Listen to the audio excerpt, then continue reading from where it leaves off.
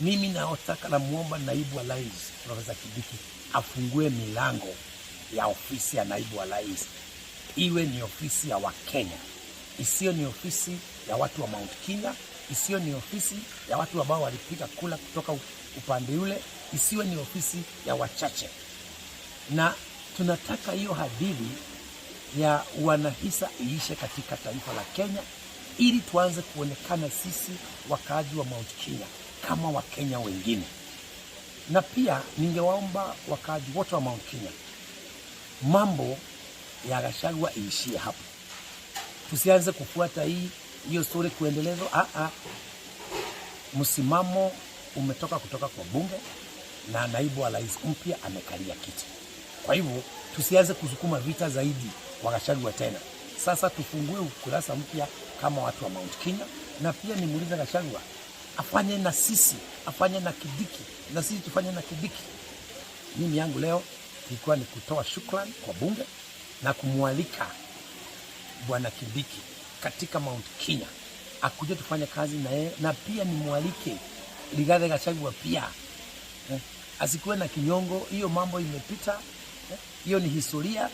Ashikane sasa, tushikane zote, Gachagua, Kindiki, Wairia na wengine wote, ili tuweze kuimarisha maendeleo katika Mount Kenya na maendeleo katika Kenya. Ladies and gentlemen, welcome to MJR YouTube channel. In Africa, we say that when a roof falls, you don't ask whether the ceiling remained. I will explain to you why I opened my remarks with that proverb. For the last 2 weeks, Kenyans have been treated to a very dramatic constitutional and political process. The removal from the office, Deputy President Rigathi Gachagua by a way of impeachment.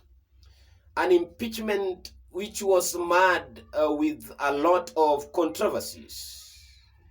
Many claims went unclarified. Many allegations were unjustified and substantiated. Even as we speak, many Kenyans are still left to wonder whether the due course was followed. But as I always say, that when the government wants you out of the way, you can never resist. What you need to do, the honorable thing, is to remove yourself from that murky waters of confrontation with the powers. On 18th day of October 2024, Principal Administrative Secretary wrote an internal memo to 18 staffs working in the office of Deputy President in senior positions, around 16 or 15 of them being advisors of the Deputy President, Rigathi Gachagua, to a chief of staffs. Those were first 18 casualties. And that is why I started by saying that when a roof falls, you don't ask whether the ceiling remains. When Rigathi Gachagua's process of removal from the office started, I am keenly aware that his close or his assistants were preparing to take a leave. And that is the tragedy of these political appointments jobs. Sometimes they look very lucrative and they tend to offer much opportunity to accumulate wealth and affluence. But if you don't use the little opportunity you get appropriately, you might find yourself living stranded. I read the letter, And what many Kenyans wondered, that almost 16 out of those 18 staffs, senior staffs, were from Deputy President's ethnic tribe. And the saddest thing is that the letter was dated 18th, and the last requirement was that they ensure commitment to these directives by 12:00 hours of 19th of October 2024. That letter is sending even those who are in job group T and U to proceed to their compulsory leaves. The letter is also written directing all heads of departments to delegate by a way of writing the responsibilities to the persons in charge, and that letter to be sent to the principal secretary, principal administrative secretary. So, ladies and gentlemen, I saw the letter CC to Felix Koskei, head of public service. That is the end of the road for people like Ngunjiri Wambugu, who was one of the political advisors to the Deputy President Rigathi Gachagua.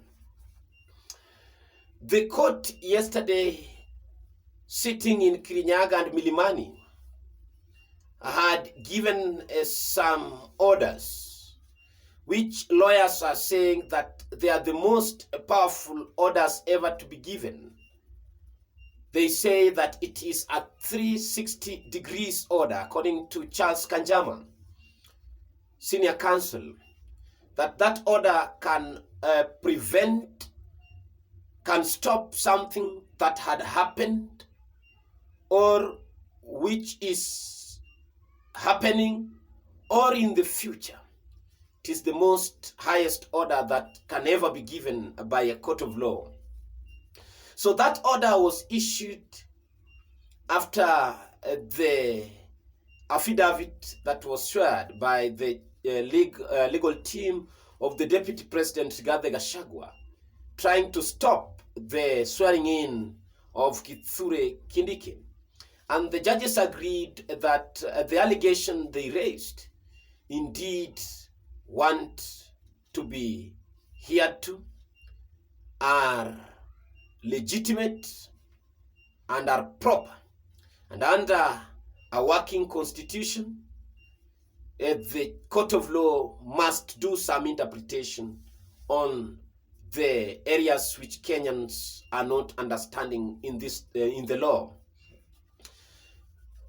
Parliament, which I believe to be composed by most of the lawyers, Senate, which is composed by some of the lawyers, the best legal minds, are in Parliament and are in Senate. These are the same people who will argue this case in the court of law. We saw how it happened in the Senate, which was acting as the court on the impeachment of Deputy President Rigathi Gachagua, and they upheld the decision of the National Assembly. Today, many Kenyans were anticipating the swearing in of a new Deputy President in the name of Abraham Kithure Kindiki, the professor who has been in charge of Interior Ministry of this country since the UD or Kenya Kwanza government came into power.